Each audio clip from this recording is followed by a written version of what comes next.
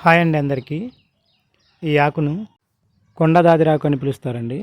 దీన్ని ఫ్రై చేసుకొని తినొచ్చు. టేస్ట్ కూడా చాలా బాగుంటుంది. అలానే హెల్త్‌కి కూడా చాలా మంచిదండి. ఇది మా ఊరి కొండల్లో అరుదుగా దొరుకుతుందండి. వర్షాకాలం స్టార్ట్ అవ్వగానే మా ఊరి దగ్గరలో ఉండే కొండల్లో దాదిరాకు చెట్లు ఎగురెత్తుతాయండి. సో ముందుగా ఇలా కాలువ దాటుకొని నెక్స్ట్ దారిలో కొండకు దగ్గరలో ఒక టెంపుల్ ఉంటుందండి. ఆ టెంపుల్ని కూడా దాటుకొని ఇలా సింగిల్ రోడ్ వస్తుంది. ఆ సింగిల్ రోడ్ వెంబడి కొండలోకి వెళ్ళాలండి. చూడండి దారిలో వెళ్తుంటే బటర్ఫ్లైస్ ఎలా వస్తున్నాయో. వింటర్ సీజన్లో కొండకు వెళ్ళే దారిలో ఎక్కువగా బటర్ఫ్లైస్ వస్తుంటాయండి. అవి ముందుగా మనం దాటిన కాలువ దగ్గరికి వెళ్తుంటాయి. చూడటానికి చాలా బాగుంటుంది. ఇక్కడ చూడండి జెర్రీ ఎలా వెళ్తుందో.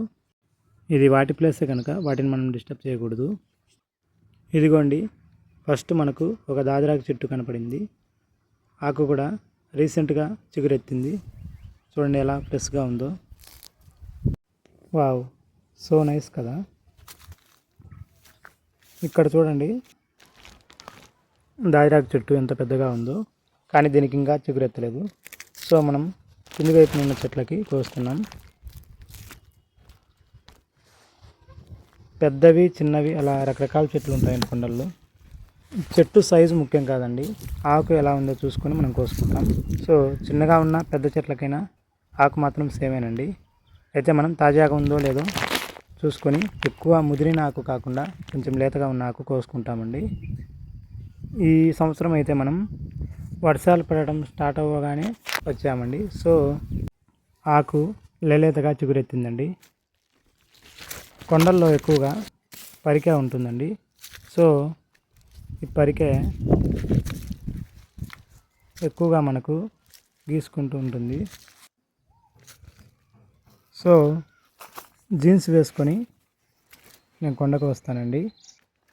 ఈ పరికెలు జీన్సే మనకు సేఫ్టీగా ఉంటుందండి.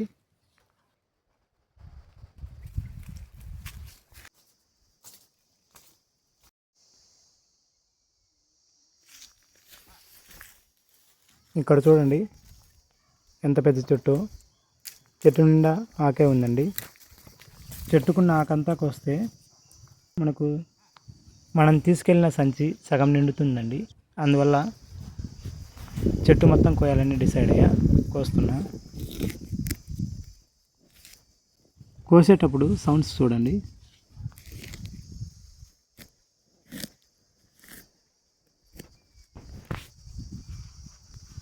ఆకు మాత్రం లేతగా భలే ఉందండి. ఇలా ఉంటే ఎవరు ఈ ఆకును వదిలిపెట్టరు. ఎక్కువగా దాదిరాకు ఇలానే ఉండాలని కోరుకుంటారండి మా ఏరియా సైడ్. మా ఊరి కొండల్లో ముఖ్యంగా నెమళ్ళు ఎక్కువగా ఉంటాయండి. అలానే కొండకోళ్ళు కూడా ఎక్కువగా ఉంటాయి. సో అప్పుడప్పుడు కనిపిస్తూ అలానే దూరం నుంచి సౌండ్స్ కూడా చేస్తుంటాయి. ఆకు చూడండి ఎలా కోసాము. రియల్లీ చాలా ఫ్రెష్గా ఉంది. ఆకు చూడటానికి ఇలా ఉంటుందండి. సంచి నిండా కోయగానే చాలా వేడిగా అవుతుంది ఆకు. ఇంటికి వెళ్ళి మళ్ళీ ఆరబెట్టుకోవాలి. ఇక నేను ఇంటి దారి పట్టానండి. తిరిగి రిటర్న్ వెళ్తున్నా. మనం ఆల్రెడీ దాటుకొని వచ్చిన కాలువ ఉంది కదా, అక్కడికి వచ్చా. మనం వెళ్ళేటప్పుడు బటర్ఫ్లైస్ వచ్చాయి కదా, వాటితో కాసేపు కాలక్షేపం చేశానండి. కాసేపు సరదాగా వాటితో గడిపి నెక్స్ట్ ఇంటికి బయలుదేరానండి. ఇలా కాలువ దాటుకొని ఇంటికి వెళ్ళాను. ఇంటికి వెళ్ళగానే అమ్మ వాళ్ళు ఆకును బయట ఆరబెట్టారండి. అలానే మనం కోసేటప్పుడు ఆకుతో పాటు చిన్న చిన్న కొమ్మలు కూడా విరిగి వస్తుంటాయి. వాటిని వేరు చేసి ఆకును ఆరబెట్టారండి. చూడండి పాప కూడా అమ్మ వాళ్ళకు ఎంత బాగా హెల్ప్ చేస్తుందో.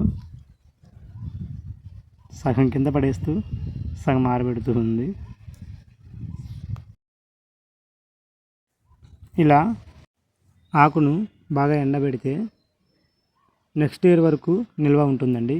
మళ్ళీ దాదిరాకు చిగురెత్తే కాలం వరకు ఇలా నిల్వ చేసుకున్న ఆకును అప్పుడప్పుడు ఫ్రై చేసుకొని తింటూ ఉంటారండి.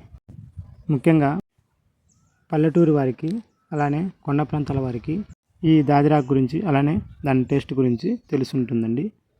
మీలో ఎవరైనా ఈ దాదిరాకు తిని ఉంటే కామెంట్స్లో తెలియజేయండి. Thanks for watching.